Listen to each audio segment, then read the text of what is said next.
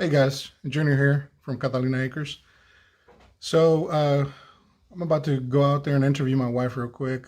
She doesn't know it yet. She's not a big fan of being on camera with me. Um, so she's out there with our pigs right now. But I want to go over why we are raising Kune-Kunes, why we chose to go with the Kune-Kune breed versus a larger pig breed. We did have we were raising Berkshire spot crosses and a very, very large breed that we enjoyed raising. However, they were very, very rough on the land, and we were first timers. We brought them in probably about 2 months right after we got our property. We set up a little paddock for them, and it was about 200 feet from our front yard, or from the door. And my goodness, whenever that wind would shift, the smell coming from them was bad. But since we've gone to the Kune-Kunes, they're pasture pigs, and it takes very little to raise those guys as far as feed goes. So I will interview my wife, so get ready for that. Let's go.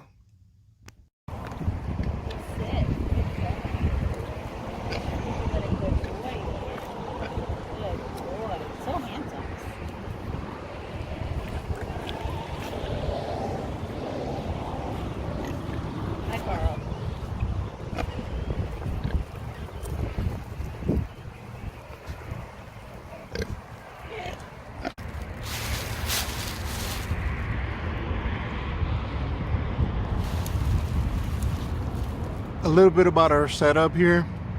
What we got going on is very simple. We have a ground wire that goes onto our fence that is pretty much grounded everywhere, all the way down there. And then this is the charger that we're using, and it is for 5 miles, and it is 0.1 outputs of jolt in solar. And it's very simple. We just ran it's just a circle all the way around, top clip, bottom clip, rebar. And then I've used the clips, those gator clips. It doesn't work that well. It doesn't work that well on the poly wire, because it's poly and then wire and it's threaded. So it doesn't have good connection on it when it has a gator clip on it. So we do not use those any longer. Again, y'all have seen this guy around. This is our boar for now. This is what he looks like from up top. He's pretty wide. Carly, can you sit? Can you sit?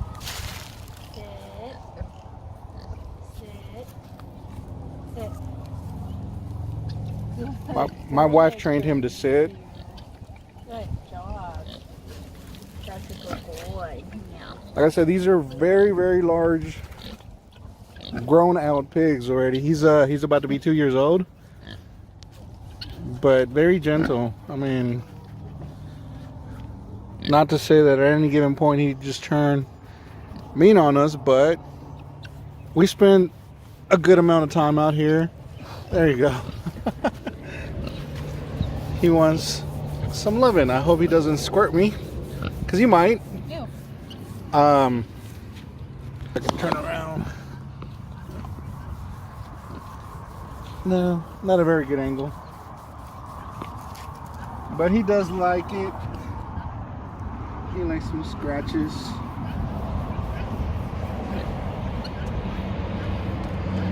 So we decided to name him Curly Sue, because when he came home to us, his hair was very wiry, very curly. So we figured, you know what? Let's just name him Curly Sue. Again, I'm a big man. Probably not if I lay down next to him, I mean, obviously I'm still bigger than him, but he's a big pig. Very big pig. So, again, back to our wire. What it does, it runs along, and it goes that way and over to their little shack, and then loops back around, and it goes back into the charger, and that's it. And they respect it. They don't get past it.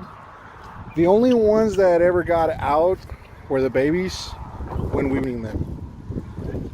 But other than that, a couple of hits, they respected. They leave it alone, and they learn to not do it. You know, they don't like it when it hits them. I don't like it when it hits me. I did it by accident one time. Other than that, if we ever need to test it, we get our son to do it, and he'll test it for us, and that's it. Now, let's interview my wife. She never wanted to be on the videos, but I kind of sort of forced her to do it now, so I'll be asking her some questions. All right. Let's talk about your pigs. What is a gilt? A gilt is a young female pig that's never been bred or had babies. All right. What is a sow? A sow is a female pig who has farrowed or had piglets before. Okay, cool, cool. What is a boar?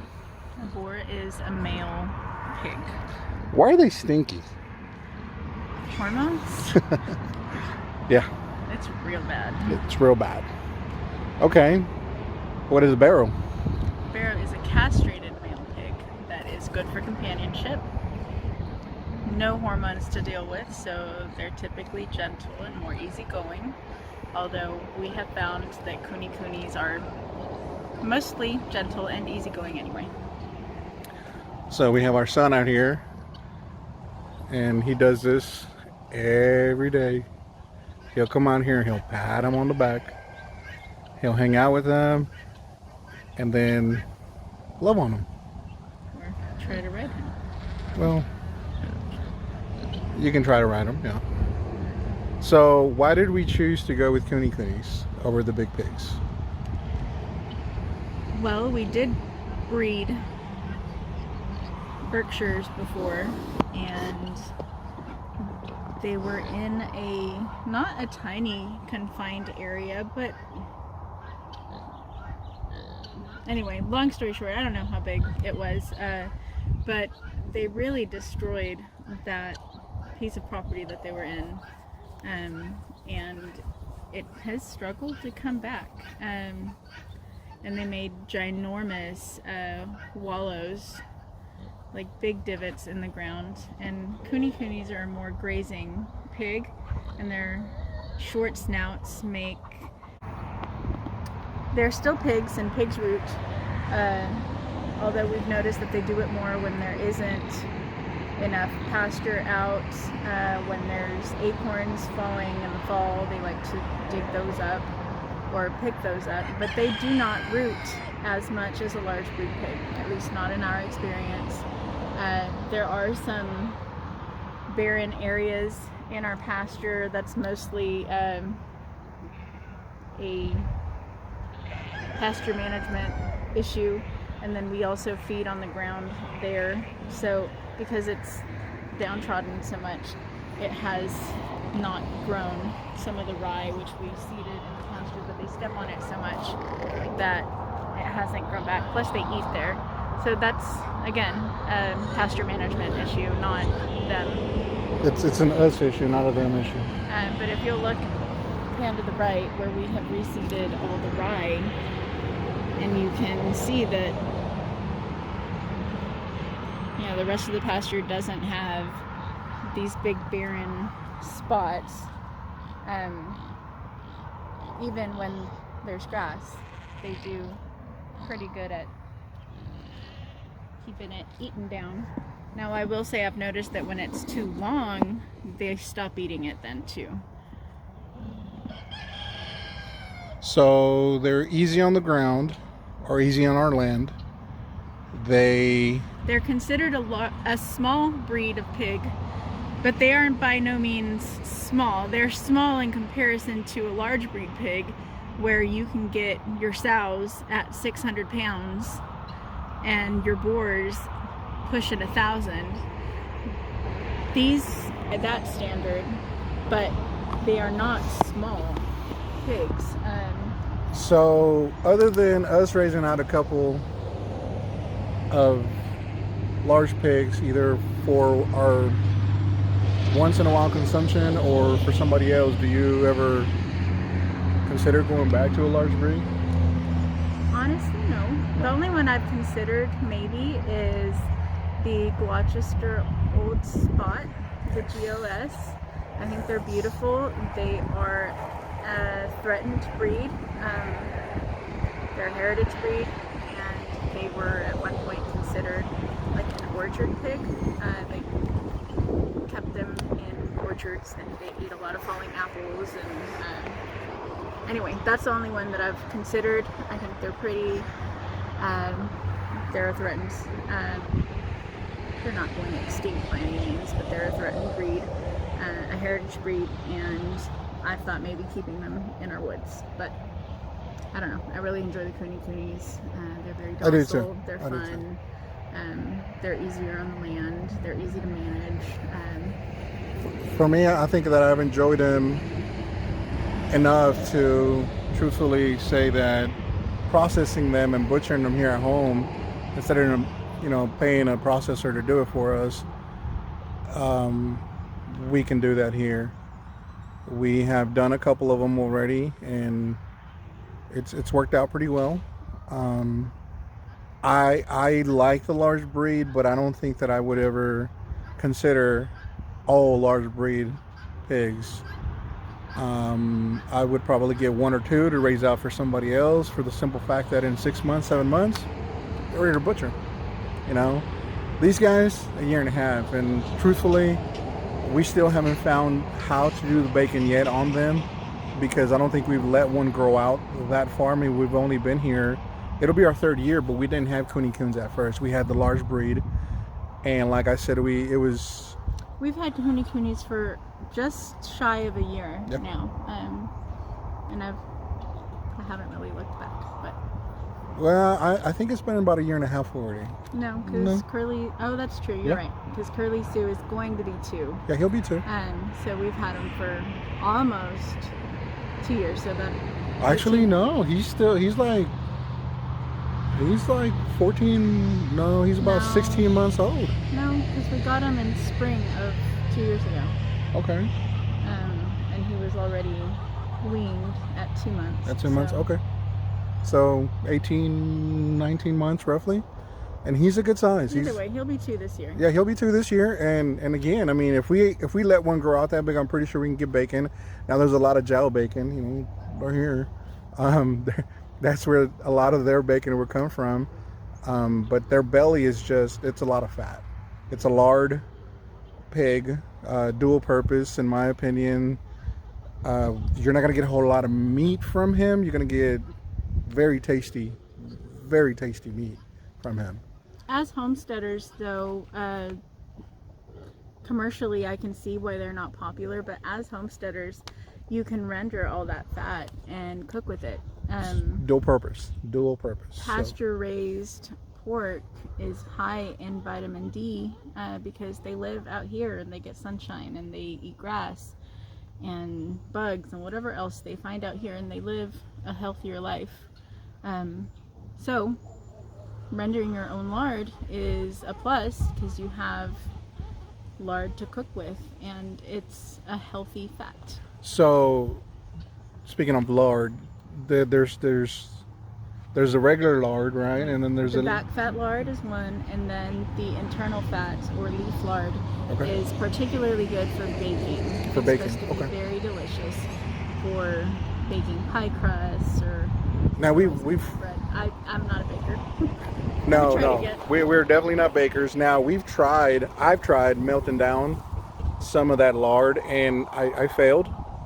Not completely failed, but I failed. Everything out here is live and learn, and Yeah. honestly, the fear of failing will keep you from doing something for so long. And sometimes you need to fail once or twice and try again until you figure it out. So for us, we have books. People have given us books. People give us advice. People help us out. I mean, we the community around here, you know, there's help everywhere. There's the internet, and like I said, I like to try things. If I see somebody doing it, if I see somebody trying it, if I see somebody talk about it, I'll research enough, and then it's like, okay, let me go do it, and let me try it. Let me see what I can figure out on my own, because I experiment a lot. So, you know, I tend to overthink. stall and overthink and not do it until You're ready, but you do it, and then when you do it, it comes out right, in my opinion. Mine, it takes me 2 or 3 times, you know, to finally get it right. But it was an experience that I had to go through, and I learned. So, the coolest thing out here. Let me see if I can zoom in. Nope, it's just gonna want to do that. So we're gonna. We have these chickens that hang out with these pigs all the time, and they will eat with him, hang out with them. They're buddies, and they just ride around, like go from one pig to the next, climb them. So it's this one right here, and then that rooster back there. they're both Rhode Island Reds. And they're both Rhode Island Reds. Hi, Curly Sue. I know it. So again, trying to stay with what we're doing here. We my goodness, I gotta get away from the sun. There we go. Or block the sun. My big head can block the sun, y'all. Well, I've got sandals on. I should wear my boots out here with them, but a little hit on the nose will back them off. That's all it takes, truthfully. They're not. I should probably get out though. He's got a strong jaw, and he can definitely hurt me if he wanted to, but I know that he's not doing it intentionally. So again, we train these guys with a simple wire, and I call it simple, but it hurts.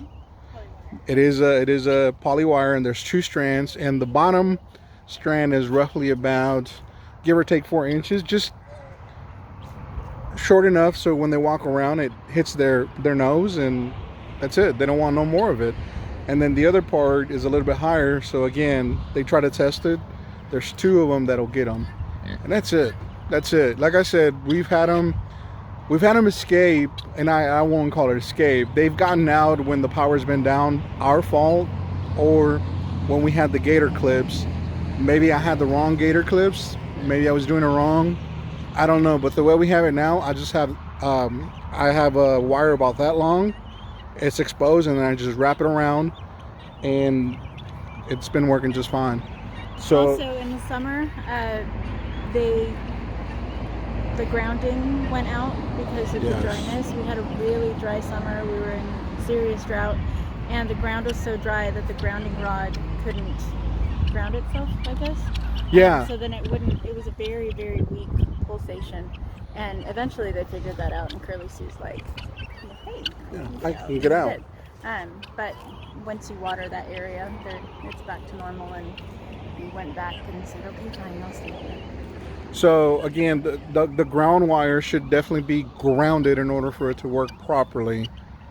We go maybe 8 inches deep on the ground wire, so that's why we did it on the fence line now, because the T-post, and then it's wire, so it just goes a good ways, and it's grounded.